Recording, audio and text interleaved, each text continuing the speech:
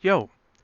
So here we are again with another phase of the beta, and like with the previous phases, I'll share my initial thoughts about them.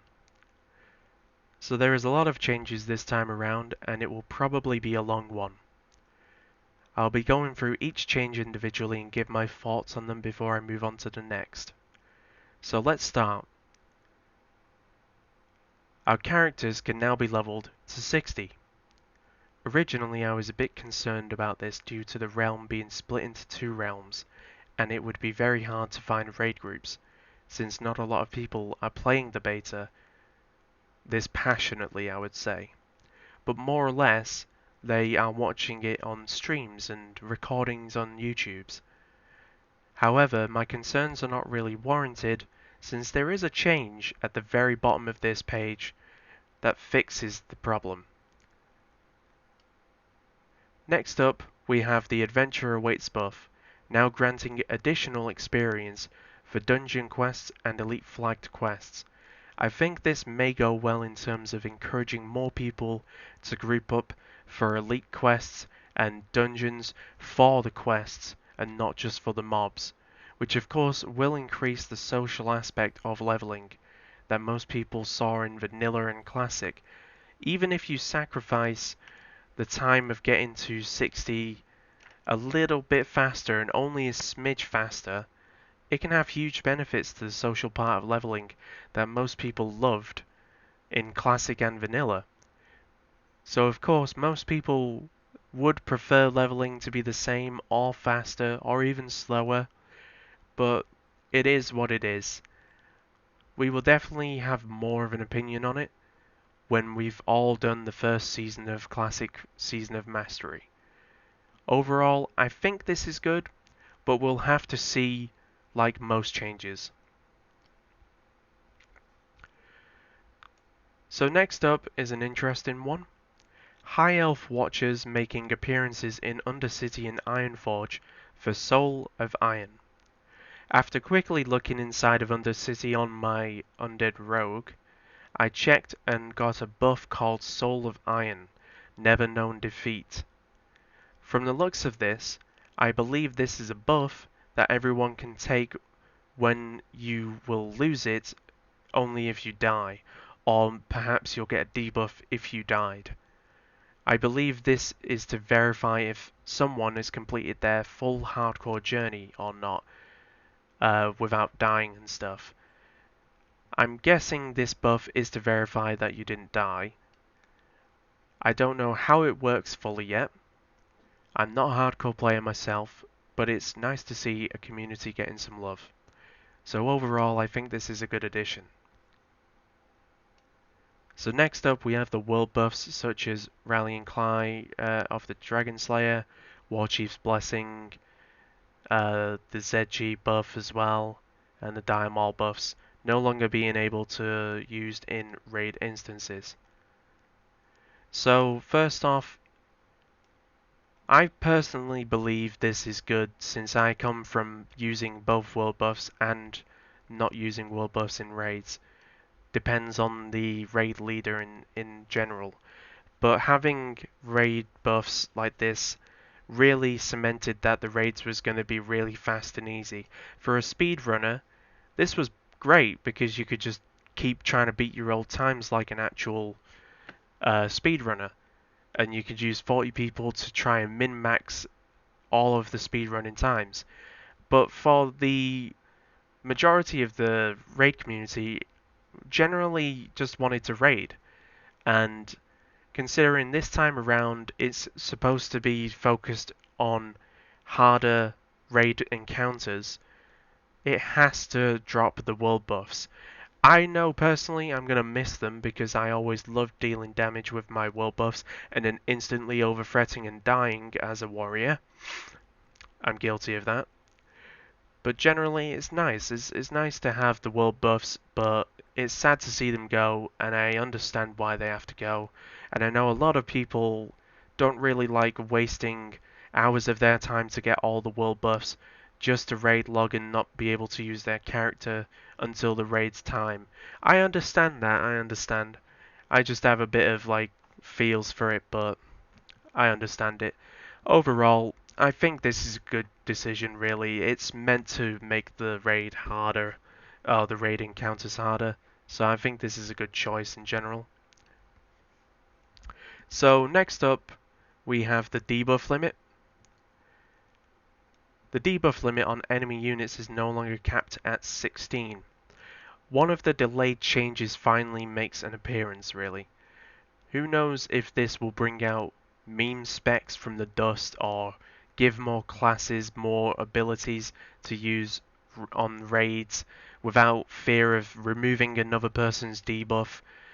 I think it's a great change as it gives people more buttons to press and more class identity. Overall, I think I like this change. Next up, we have significantly less experience awarded for a kill when a high level player is in the group.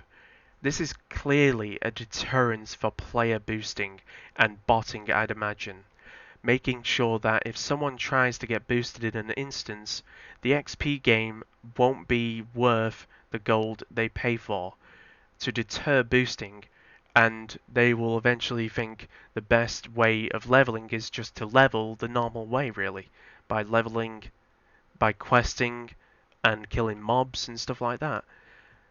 I think this will remove boosting entirely, depending how significant this change of experience is. Personally, I prefer people don't boost, as that way the open world has more questing and trying to dungeon together would be more popular that way. I know some people at least prefer it to stay as it is and keep boosting for ults, etc. But I personally like this. Overall, though, I like this change, but I know most mages and pallies won't like it for sure. Mainly the mages, though, I would say. So next up, we have the Looking for Group tool. Originally from Burning Crusade Classic for specifically. So personally, I know a lot of people who like the LFG chat over LFG tool and vice versa. Personally, I think this may be, and I say maybe, a good decision due to LFG chat always being clogged with dungeons you don't want to see, so there was no way of filtering that before it was also filled with like recruitments and spam messages, for example. So hopefully, if this gets more use, it perhaps will be more helpful for filtering dungeons and guild recruitments, etc. I'm not sure though, as I've never used this tool before myself, but I'd like to hope for the best. Overall, I'm okay with this change as long as it makes a good impression for what it's intended for, and thankfully it's not the LFG tool that we know from retail. So next up we have a lot of adjustments, and I'm gonna list mostly all together since it's pretty much the same stuff really.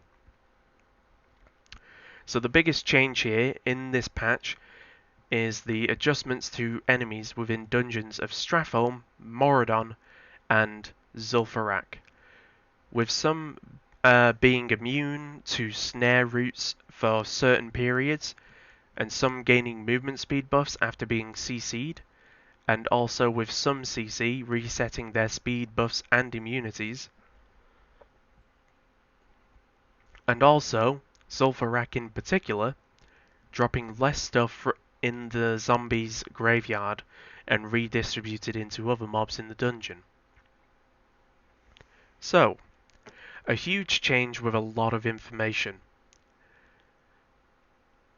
It's clear that this is to deter player boosting, as that way, as that was the it's to change like the player boosting a little, but that was the change before.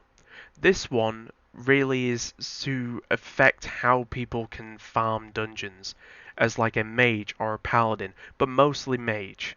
So this is mainly to deter farming dungeons too much that essentially makes you get a bunch of epics and a bunch of gold that way. It's trying to deter on that, so that way the AH and the rarity of items is a little bit more clean in what it should be. Clearly, like I said with the other change, I prefer people not boosting, and this also ties with it. I feel 100% with this, it will affect how prices will be seen on the AH and how many epics we'll see, like with people getting. We'll see, and also how many boosters we'll see as well. It will also affect that. If botters do appear, I doubt they'll be farming dungeons at this point, but they'll focus on ores and herbs in the overworld, which may make it a little bit easier to spot out and report. But that's just my speculation on botters. Overall, I think this is what I like about the change. I do like the change, but of course, mages and pallies will definitely be unhappy, of course. So before I get on to the next part, I want to read this developer's note because I believe it is really explained well. The adjustments to XP while in an overpowered group, along with gameplay tweaks in Stratholme and Maraudon, are the first round of changes meant to curtail boosting and power leveling of low-level characters in Season of Mastery. These changes should be largely invisible to groups who complete this content at an appropriate level with an appropriate group composition, while making many methods of kiting, gathering, and inefficient. Please note that in Stratholme and Maraudon, the auras and grant immunity to slows and roots can also reset if a creature is afflicted with hard CC like Polymorph and Shackle Undead. So that's the developer's notes. I figured I'd read it out since it is really explained well. So finally, as you can see here, we're on the last part. The Phase 1 raids, Onyxia and Molten Core, has their mobs' healths increased and certain mechanics restored. Actually, it's up here. Yeah, right up here. Most people saw Classic raids as easy raids during Classic, yet I still found them fun in their own way as like social raids. Like you came there to socialize, not to raid really. But I did want to see a challenging experience that most people wanted from the get-go, what they originally thought it was going to be like in Classic. It's not like it was hard in vanilla, it's just that we weren't as good back then, but now we are. So this change to the raids can perhaps give us more interest in raiding and not just give us ideas of being bored. But who knows? It may turn out to be too hard to progress, it may actually just be too easy, and we may need to nerf it or buff it. But we don't know that until we playtest for the raiding, that's the whole point of this. So overall, I'm really happy with this. We'll get to test the raid soon and see if it's too challenging for the 12th month or too easy. But we'll see, of course. I'd love to have a challenging Classic. But lastly, let's talk about that last bit that I got mistaken by. This part right here. Right at the bottom, we have some good news in my opinion. They are planning to open Molten Core and Onyxia on Thursday for raid testing, and to facilitate that, they will make level 60 character templates in rare gear on Thursday just for the raids. I think this is really good, since most people want to test the raids at this point. And we've done two phases of raid, two phases of leveling tests. And since we split our beta community in two for two realms, this instant 60 will be easier to form raids for testing rather than the alternative, which would be hoping there's enough testers that would be bothered to even level up to 60 and be the right role for your raid as well, for the testing as well. So overall, I do like this change, but I know a lot of people, and a lot of people will be seeing this that won't be enthusiastic about leveling up to 60, as they can just wait until Thursday and just get a level. I would say a level 60 instantly, just to test raids. But I would imagine they're still continuing this leveling just so people can test out how far they can boost themselves in like Zul'Farrak or something like that. But that's just my speculation on that. But of course, that's it. That's just a small price to pay, I guess. So a huge list of changes, and now I'm tired, of course, and I want to go to bed after reading all of that. Well, that's my initial thoughts about all the changes, mostly positive changes for me, but I'm not the only one. There's undoubtedly people who may be upset about the changes. As usual, I'll give my full thoughts on the rating tests once it's done. But thanks for watching.